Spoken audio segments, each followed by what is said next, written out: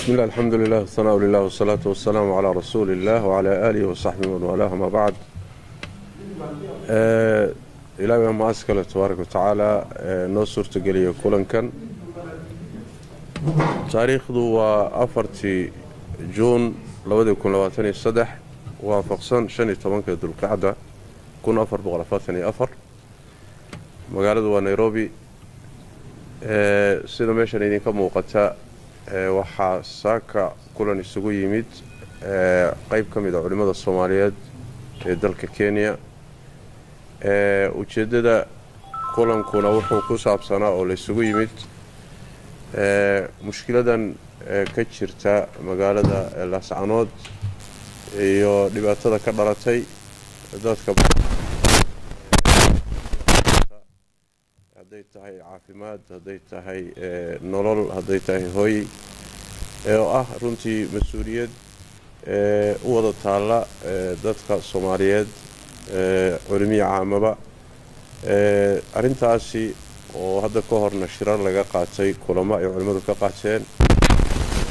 برشاد الصومالية درنتي حنون بدنا كوهاي سي لوجانا جرمدي أي مركلة علماء كلن كقاتين كلن كي ساكا علماء السوي مادين يو بيان كي سي باقي كسب حي وحمد شبله وينو أخرين دونه إن شاء الله تعالى. السلام عليكم ورحمة الله. بسم الله الحمد لله والصلاة والسلام على رسول الله وعلى آله وصحبه وله ما بعد. بيان يباق كصوب حي كلن كعلماء وافرتي بشا جون اللي حاد لبقون لباتن يسدح وكوب يغان شان يتبانكي بشا كو يتبناد ذي القاعدة كنا 444 waxaa kulan weyn markii labaad isugu yimid magaalada Nairobi culimada Soomaaliyeed ee Kenya waxayna gorfayeen dhibaatada ay horay uga digeen ee dagaalada ka socda magaalada Laascaanood oo geystay khasaare badan oo naf iyo maalba leh. waxaa dagaaladaas dhowrka bilood socda ka dhashay dhibaato lixaad leh oo soo gaadhay shacab masaakiin ah oo aan waxba galabsan. waxaa ku barakacay ku dhowaad 200,000 oo qof oo u kala qaxay meelo kala duwan. dadka barakacay waa dad tabar iyo taag daran oo maato ah sida haween, caruur, bukaan, waayeel iyo wixii la mid ah. waxay dadkii ka qaxay dagaalada hooy iyo gabaad ka dhigteen masaajidda, dugsiyada iyo goobihii waxbarashada waxayna saameyn weyn ku yeelatay deegaanadii ay ku qaxeen. waxay dadkaasi u baahan yihiin wax kasta oo nolosha ka mid ah sida hooy, cunto, biyo, caafimaad iyo wixii la mid ah. waxay dadkaasi bannaanyaal u yihiin inay ku faafaan cudurro, macaluul iyo dhibaato kasta. intaas iyo dhibaato badan oo aan la soo koobi karin awgeed waxay culimmadu si naxariis iyo islaamnimo leh uga codsanayaan dhammaan dadka Soomaaliyeed ee muslimka ah dal iyo dibadba inay ka qayb qaataan gurmadka dadkaas tabaalaysan ee walaalahood ah. ganacsatada Soomaaliyeed oo looga bartay inay dadkooda u gurmadaan marka dhibaato weyn dhacdo waxay culimmadu si gaar ah uga codsanayaan inay gacan weyn ka geystaan gurmadka oo ay hantida Allah siiyey walaalahood ugu gargaaraan. waxay sidoo kale culimmadu ugu baaqayaan dowladda federaalka ee Soomaaliya, dowlad goboleedyada, hay'adaha samafalka iyo cid kasta oo ka qayb qaadan karta inay dadka dhibaataysan u danqadaan, kaalintooda ka qaataan taakulaynta dadkaas dhiban. wixii gargaar ama kaalmaah waxaad ku soo hagaajin kartaan magacyada hoos ku xusan iyo telefoonnada shaashadda idinka muuqda. Sheekh Maxamuud Shible, Sheekh Cabdirasaaq Cabdullaahi Jiir iyo Sheekh Cabdiqaadir Boobe iyo baybil nambarka 9197 raacsana countiga eber 999 299 301 accounti magaca accountigu waa ansaaru sunna trust gunaanad waxay culimmadu mar kale ku baaqayaan in la joojiyo dagaalka waxayna xasuusinayaan dhinacyada dhammaantood inay allah ka baqaan waxayna ku boorinayaan in la sameeyo wax kasta oo baajinaya dhiiggaas qubanaya waxay culimmadu ku baaqayaan in khilaafka loo saaro culummo iyo waxgarad ku kala xukunta diinteenna sharafta leh taasoo ah dariiqa ugu fiican uguna fudud ee lagu xalliyo khilaafka muslimiinta mahadsanidin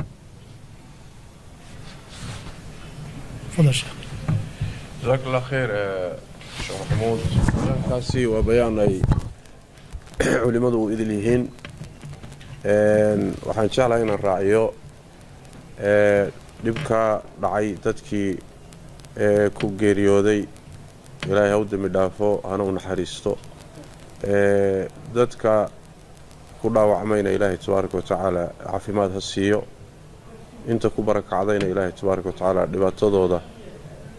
ilaahay tabaaraka wa tacaala si degdeg ah dhibaatadooda allah uga qaado dhibaatada ha ka qaado intaas waan raacin lahaa waxaan ku doonayaa inaan ku soo dhaweeyo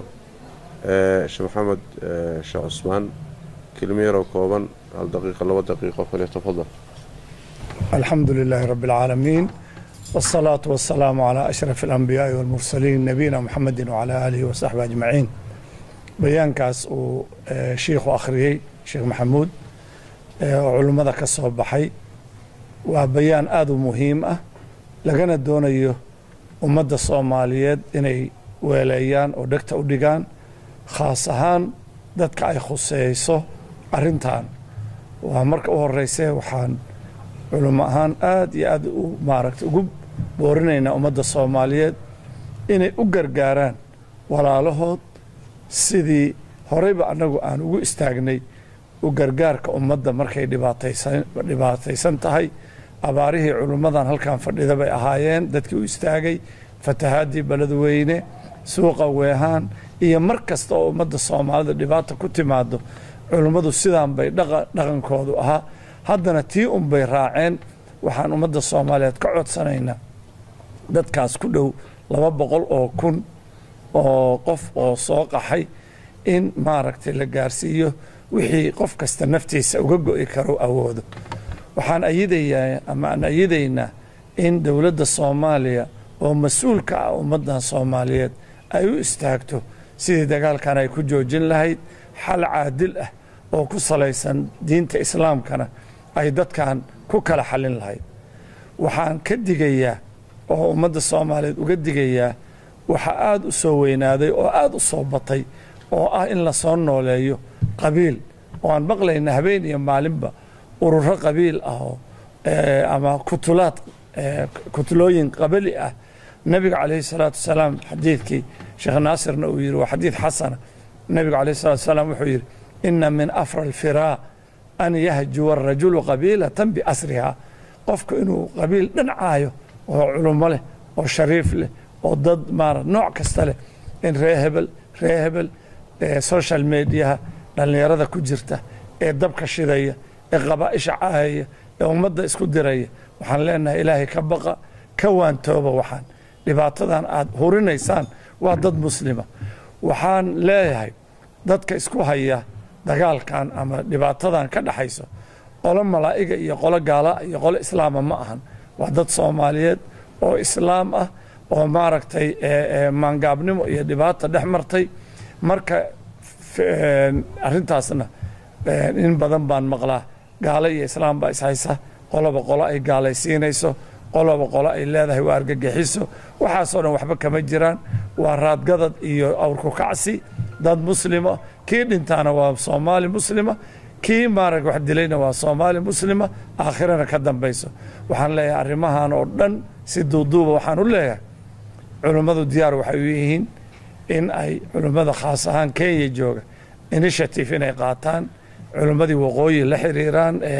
maarag Somaliland culimadii Khaatume SSC ay la xiriiraan culimada Soomaaliya iyo Muqdisho culimadii caasimadda jooga ay la xiriiraan hawshan u istaagaan sidii dagaalkan lagu soo afjari lahaa oo lagu soo maaragtay dhammayn lahaa oo si cadaalad loogu dhammayn lahaa هذا وصلى الله وسلم على نبينا محمد وعلى آله وصحبه أجمعين. الحمد لله رب العالمين، الصلاة والسلام على رسول الله وعلى آله وصحبه أجمعين. وبعد، بيان كاس دكتور شيخ محمد شبل أخريي وبيان كسب بحي علماء هالكان فريضة كينيا نيروبي جوجته.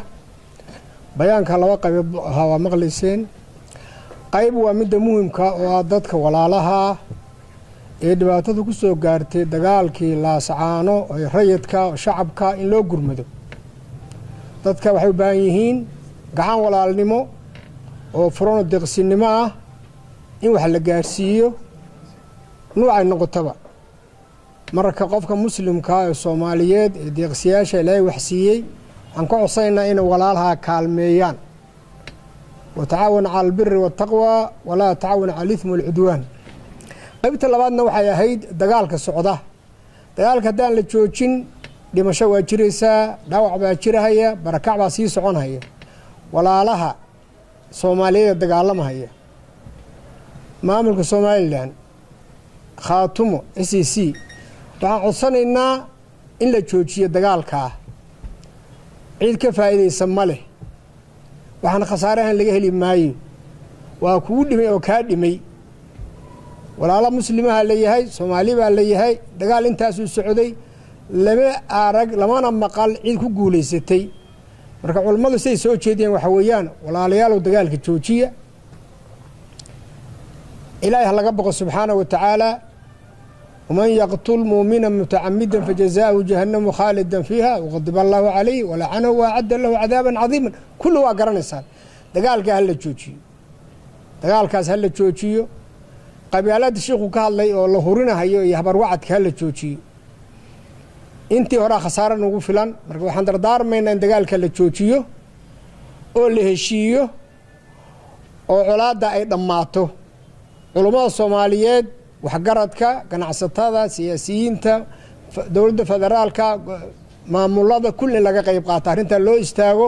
waxa weeyaan khasaaro qaran baa socda, dhiig bax baa socda, waa in la joojiyaa. saasaan ku baaqaynaa. waa mahadsantihiin. wasalaamu calaykum waraxmatullah. waxaan jeclahay inaan kusoo dhaweeyo sheekh maxamed sheekh Cusmaan Cali Sow, ka mid ah culimada waaweyn ee Soomaaliyeed ee Kenya. allah weyne kelimadiisa kooban insha Allah daqiiqad. تفضل شيخ. نعم حسنت شيخ. بسم الله الرحمن الرحيم، الحمد لله والصلاة والسلام على رسول الله صلى الله عليه وسلم. وبعد، ولا لها مستمعين تميل والبوجوغان ومسلمين تا والصوماليين وأصبحان إذن لنا السلام عليكم ورحمة الله وبركاته. وحي نوغو باقاين علماء دينا دانتينا الدنيا دين يا آخر دين. بفكا ولالكا وهو الصوماليكا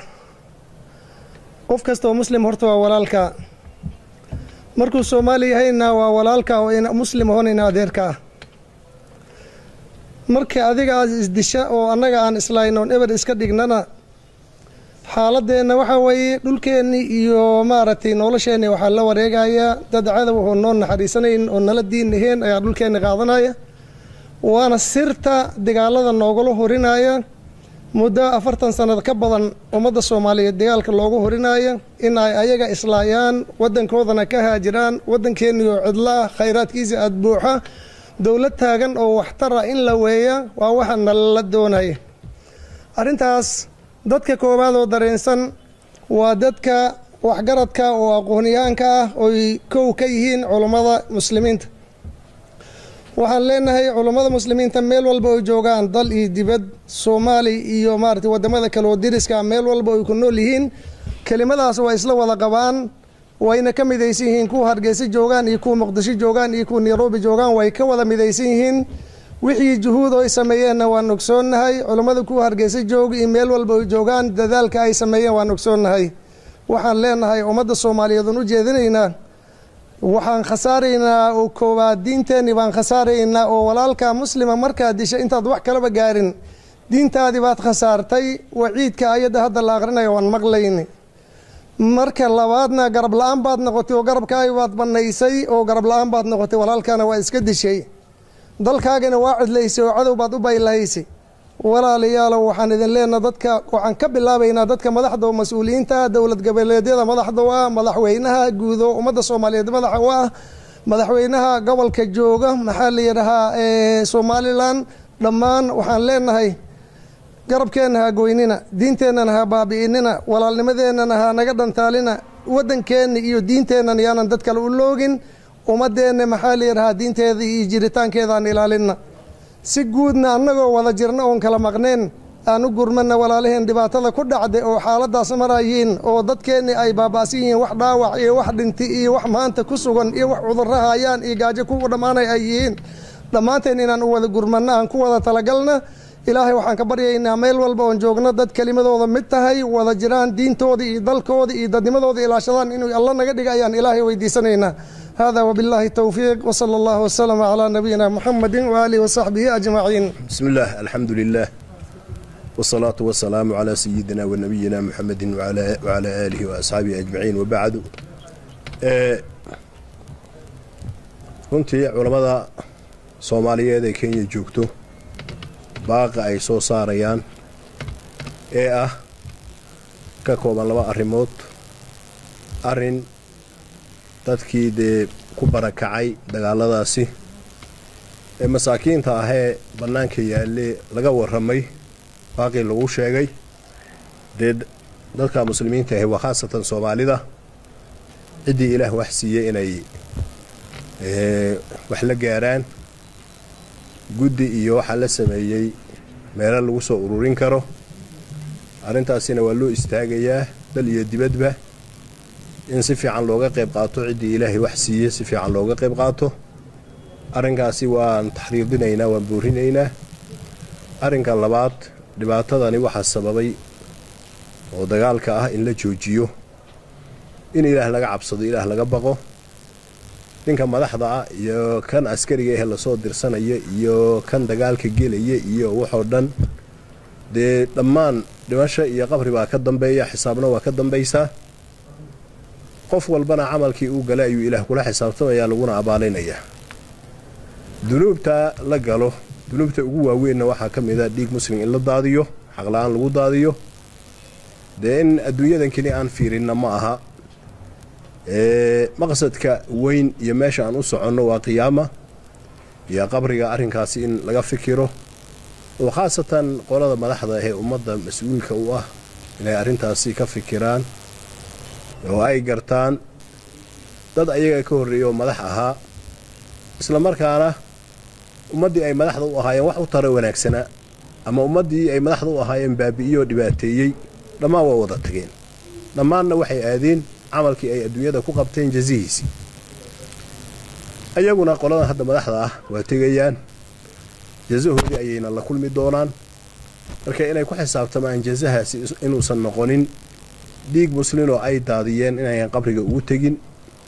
wixii dhacayna laga tooba keeno dagaalkana la joojiyo maslaxadana la qaato dadka in ay wada hadlaan oo heshiiyaan ayay danta ku jirtaa dan kuma jirto in xoog la isku maquuniyo la ismana maquunin karayo marka waxaan ka codsanaynaa madaxda labada dhan dagaalka inay dagaalka sidii ay ku joojin lahaayeen ku dadaalaan aakhiradooda iyo qabrigoodana ay u turaan wabillahi tawfiiq wasala allahu wasalam wabaarak calaa nabiyina waana waajib runtii culimmadu ay dareemayaan oo ilaahay saaray cid hadda u dhiibatay oo kaleetana ma jirto waana arrimihii ay weligoodba isu taagi jireen unbay qayb ka tahay oo dhibaatooyinka ummadda haysta iyo wixii soo kordhay iyo qaar ahaan dhibaatooyinka waaweyn meel walbay ka dhacaanba inay dowrkoodiiyo kaalintooda ku yeeshaan tii unbay qayb ka tahay insha allahu tacaala arrintanna hadda ma aha arrin dagaal socda ama lagaga qayb qaadanaya ama lagu shidaya ma aha mowqifka culimmadu ay dagaal ka taagan tahay waa kaas bayaankana lagu caddeeyey culimmadii hadlayna ay sii caddeeyeen keliyata wax weeyaan wixii ka dhashay oo dadka dhibaataysan ee barakacay ee dhib bini aadan qabsaday intuu jiraba haysto dadkaasi seen ugu gurmanaa annaguna insha allahu tacaala guddiga waxay ku dadaali doonaan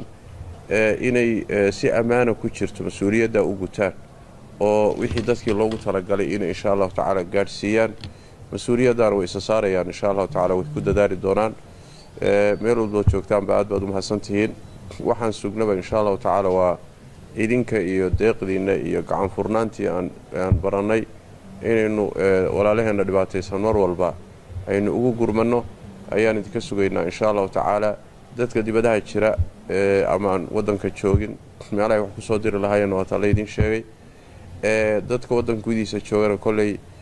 ololaha ay culimmadu wadaan insha allahu tacaala masaajidda iyo ganacsatada meel walba